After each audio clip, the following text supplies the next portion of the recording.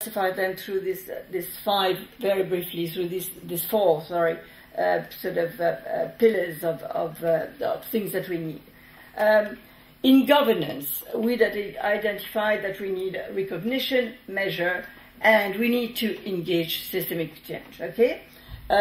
So recognition of social entrepreneurs in particular, I won't go very much in detail into the new social business initiative. Sorry, that was the social market action plan and the social business initiative, which will be adopted by the Commission this month, and which will put together an action plan suggesting a number of things for access to finance, disability, and what's the third one? Research, I think. On measure, how do we sort of progress? The big problem, and the big problem we met when we discussed the social business initiative, is what is the sort of how can we get the social value recognized, right? This is a problem that you're meeting and that SELUSI is sort of thinking about. So again, I will you will have sort of openings in the social business initiative, and are we going towards satellite accounts? But again, more research is needed on that, which is being engaged already, and which will sort of be part of the framework program sort of course for the next years. Systemic change. The objective is really to have a society which is more responsive to the value of social initiatives in general, and this is what we sort of underline very much in the report. Social innovation and social entrepreneurship is not only important for itself, for the effect it's got to have on poverty reduction and all that, but it is as well for the spillover effect on sort of helping the society to sort of see that there are better ways to do things. There are more human ways, more caring ways to do things, which can be more efficient. Finance. The five things which seem to be important is venture capital, microfinance, grants, public procurement, and corporate social responsibility. Due to the time, I won't go into a lot of details. But there are sort of a number of suggestions that are made in the social business initiative, but as well in the new sort of regulations for the EU budget in 2014. Maybe I'll stop a minute on public procurement, because that was one of the Maurizio's sort of requests as well. I mean, it is very important to sort of, to have a sort of special access for social enterprises to public markets, right? Because there are big markets, and especially in the social services. We are reviewing at the moment the sort of internal market directives, and we are very much trying to sort of see how we can push the issue of social enterprises, the case for social enterprises. I mean, obviously, we are told by a lot of our sort of competition colleagues that, you've got to keep fair competition, and that there is no positive action sort of allowed in this field. But, as much as we can sort of mention it and give visibility to social enterprises at European level, but what is really the local level has got real possibilities. The sort of local administrations, especially in the field of social services, have got wide possibilities to, they are not sort of as bound as in other sectors, and they have got wide possibilities to contract out for reasons of social benefit to the community. So, they've got the possibility, and that should be more known as well. Okay? Capacity building. We hope that Social Innovation Europe .eu, which is a sort of website that is being created now under the project sort of managed by DG Enterprise, but to which all the Commission services contribute. We do hope that it's going to become a sort of reference and to stay a reference website. I mean, so far, I'll tell you, we've only got sort of financing for 2 years, but to keep this website. But I mean, I do trust that we'll be able to sort of the means to sort of continue and have it as a sort of a reference not only for sort of information, but as well for interaction with social entrepreneurs and social innovators in general. EU databases, we need more knowledge about not only the legislation, what sort of labels are labels helping. I didn't sort of dwell very much on the question of definition, but I mean, as Marika and others sort of said this morning, it's difficult to get into a sort of fixed definition. We don't want to sort of close up the sector into a closed definition. So we must do some mapping as well, again, about the sort of importance of the sector, but again, as the SELUSI research and this very interesting methodological approach you took to sort of look at people who are invisible sort of showed, I mean, it is not obvious. We must sort of get people out of the woods, really, I mean, and get the issue out of the roots. Okay, network of social incubators, this is something we are very much working on at EU level, training, etc.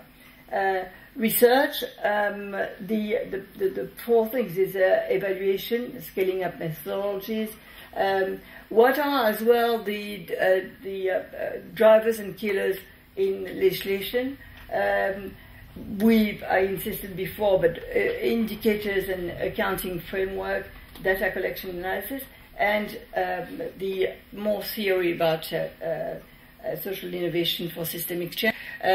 This is a lot of it is already sort of ongoing already in the sort of research which has been done from this year onwards, and so we are at the same time sort of indicating things to sort of look further, but indicating results. And now what else? I'm sorry for the advert, and I'm sorry, I hope that you'll have more than a cup of coffee.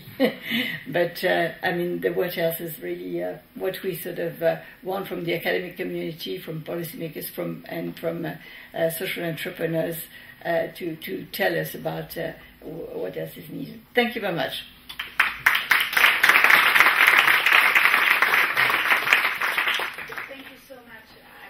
It's also important for us, we now really dig into the data to really understand where are you here in Brussels and how can we actually continue this conversation with you and create this joint effort. It's very important for us. I'm not sure how we are doing in time, so we have room for one or two questions, if I may invite. Yes, please. Hi, I'm Nathalie Morey from Ghent, from University College Ghent. I'm coordinating a research group on social venture, social enterprise. I have a question with regard to the prevalence of the integration enterprises in the dataset as a whole, because I think for policymakers it's quite important to know, when you sample social ventures, what the relative importance is of integration enterprises, such as Clariana Foundation, in the total sample that you have questioned. And then two, it would be interesting to kind of reflect on how it potentially influences the results of the SELUSI project, and how it potentially says something or kind of put to the test the assumption of dealing with a hidden population. The question is really about now the data and the project per se, yes, not so much to our policy. Well, I think it's important because I think for policy-making purposes, and this is a policy session, I think it's very important to understand the relative importance of, not only in numbers, how much integration enterprises are there at the country level within the samples, but also, where are they situated in terms of structure? Which level of referral were they when you were building up the data sets? Because I think it's very important for policy-making purposes. It is important. There are many questions in your question, actually. Yes. And many of the questions in your question can be answered by actually the longitudinal aspect, by also the panel structure of the survey. So this would be also a reason for actually continue with a survey, because integration, what you mentioned, is definitely a key area also for the enterprises that we surveyed. Again, like job creation, very much an objective of many of our enterprises. But for the exact kind of answer to that, I would have to refer to Marieke, and I know that she is already ready to.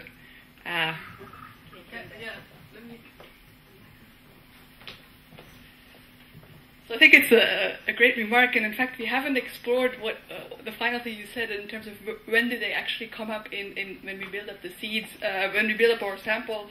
I have to say, initially we obviously, there was always one integration company in our seeds, amongst our seeds, because we wanted to make sure we include different types of companies as seeds. But even so, you could actually look at, when do they pop up more in the changes. So that's a great suggestion. Now, in terms of those types of companies, which we would kind of term employment models, so they kind of employ disadvantaged people, overall in our whole sample, there are 14% of those. 14, 1-4. Okay. Yeah. Of course, there's big differences across countries. That's interesting. Who are they reaching? So one thing I did in preparation of a talk at the Commission was to sort of look at all the qualitative data we have on social enterprises in the UK and try to understand what are they doing. And it turns out that it was 33% are working in this domain of social inclusion. It's quite high. So, yeah. Would be similar in Belgium, I think. Yeah, I think so, yeah. There's one more question over. Hi, good morning. I'm Ana Valdez, and this is just a personal comment. It's for policymakers. It's just to say that so far we have spoken about the social innovation in the context of poverty reduction. But in fact, social innovation maybe is one mean to maintain the level of our societies. Because today the alternative, which is maximizing profit, is leading our big companies to reallocate production in other emerging countries. It's also driving our social behaviors in massive consumptions of low-priced products of bad quality. Of course, it looks like, because of the sample we have been discussing today, that being social entrepreneurship maybe is leading a small company. But I just would like to mention an example, which is Starbucks. So it doesn't need to be small, and it doesn't need to be only concerning. It doesn't need to concern only European economies. I don't know whether you want to reply to that. I very much kind of appreciated also Agnes's comments that really provided more evidence that this is really the thinking of the Commission also, how they look at social innovation as actually a tool also to get us to this this thinking in the long run. So I think we are in good shape also from Brussels side. Thank you. I don't know if that's going to answer your question, but I mean, in the social innovation report, when we thought about how to approach these different sort of types of social innovation and so on, we sort of So we should have, sort of looked at sort of three categories which are overlapping and which are sort of building on each other. On the one hand, you've got the sort of what we call the social innovations, which are very much sort of linked to inclusion, very much what you're doing, right? And really sort of having a sort of big effect on at local level, on the ground, etc., and a direct effect. Then you've got the sort of more societal